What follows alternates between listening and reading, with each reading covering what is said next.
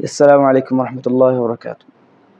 جی قاری صاحب، آج میں آپ سے جڑاں کے واقعے کے بارے میں پوچھنا چاہوں گا کہ وہ واقعہ رونما کیسے اصل ہوا؟ جو واقعہ پیش آیا ہے وہ یہ ہے کہ جڑاں میں ایک میرا سٹی ہے جڑاں، چونکہ میں جانتا ہوں سینما چوک کے قریب ایک بستی ہے، بہت سارے گھر ہیں جہاں عیسائی آبادی موجود ہے۔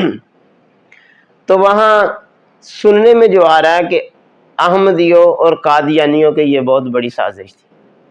تو ہمیشہ یہ قادیانی اور احمدی ملک کے پاکستان کے خلاف ایسی سازشیں شروع دن سے کرتے آ رہے ہیں، ملک کو بدنام کرنے کے لیے، تاکہ ملک کی بدنامی ہو، اسلام کی بدنامی ہو اور مغرب کو موقع ملے پاکستان کے بارے میں بات کرنے کا۔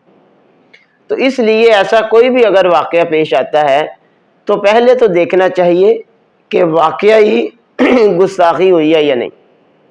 اگر ہوئی ہے تو کس نے کی ہے؟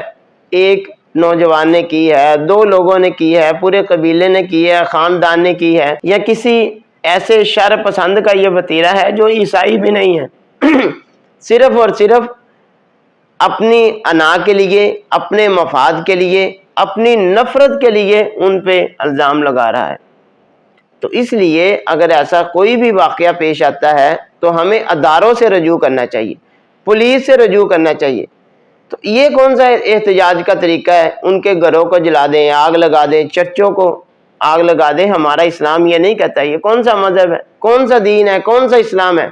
رسول اللہ صلی اللہ علیہ وسلم نے فرمایا کہ تم جھوٹے جو رب ہیں، غیر مسلموں کے رب ہیں، ان کو بھی گالی نہ دو۔ کیوں؟ کہ اگر آپ ان کو گالی دیں گے وہ تمہارے سچے رب کو گالی دیں گے، اللہ تعالیٰ کو۔ تو ان کی عبادت گاہوں کی توہین یہ اسلام کا طریقہ نہیں ہے، یہ اسلام کا درس نہیں ہے۔ ان کی بھی عزت کرنی چاہیے۔ مسلمان ایک واحد ایسی قوم ہے جو جتنے بھی انبیاء گزرے ہیں، رسول اللہ صلی اللہ علیہ وسلم سے پہلے جتنے بھی انبیاء ہیں، پیغمبر ہیں، رسول ہیں، ہم سب کو مانتے ہیں، سب آسمانی کتابوں کو مانتے ہیں، تو ہم تو ان پہ یقین رکھتے ہیں۔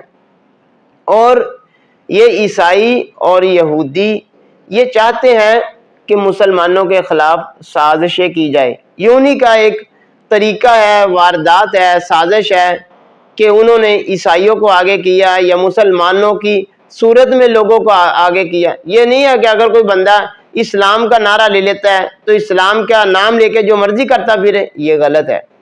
ہمارے ادارے موجود ہے، اور اسی طرح اسلامی تنظیمیں اور مولوی، یہ مذہبی لوگ جو ہیں، ان کو بھی چاہیے اگر کوئی ایسا واقعہ رونما ہوتا ہے، ایسا واقعہ پیش آتا ہے تو اداروں کے پاس جائیں، پولیس کے پاس جائیں، ان کے باہر جا کے احتجاج کریں، اداروں کے باہر جا کے بیٹھے رہیں، بھئی ہم نہیں جائیں گے جب تک آپ اس مسئلے کا حل نہیں کریں گے۔ تو یہ پولیس کی ذمہ داری ہے، یہ اداروں کی ذمہ داری ہے۔ ایسے واقعات پیش آتے رہتے ہیں۔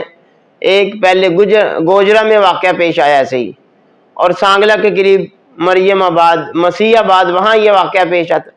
اور حتیٰ کہ یہ مسلمانوں کا ہی نقصان ہے، پہلے یہ ایسے کام کرتے ہیں، اس کے بعد مسلمانوں کی حکومت ان کے چرچوں کو نئے سرے سے بنا کے دیتی ہے، نئے گھر ان کو بنا کے دیتی ہے، اور آج مسلمانوں کی گرفتاریاں کی جا رہی ہیں، جبکہ جو گستاخ ہیں وہ نہ ڈر خوف نہیں ہے، ان کو نہ ڈر پھر رہے ہیں، ان کے لیے کوئی قانون نہیں ہے، کوئی طریقہ نہیں ہے۔ تو یہ اسلام کا طریقہ نہیں ہے، بلکہ جس نے گستاخی کی ہے سب سے پہلے اس پہ قانون لاگو ہونا چاہیے۔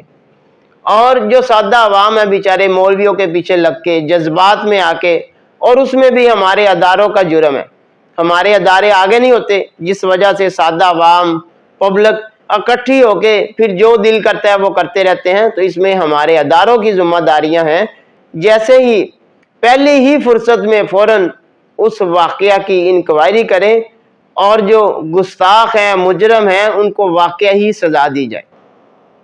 پچھلے دنوں ہمارے یہ پچھلی عید الاضحیٰ پہ دوست، بہت ہی مخلص ساتھی تھے، رفع عامہ کا کام کرنے والے، محترم شاہد مانجھ صاحب، ان کو شہید کر دیا گیا۔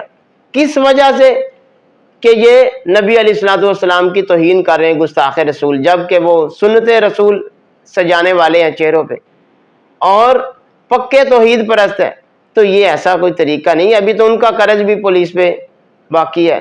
تو ہماری گزارش ہے پولیس سے، اداروں سے، سب سے پہلا فرض پولیس کا ہے.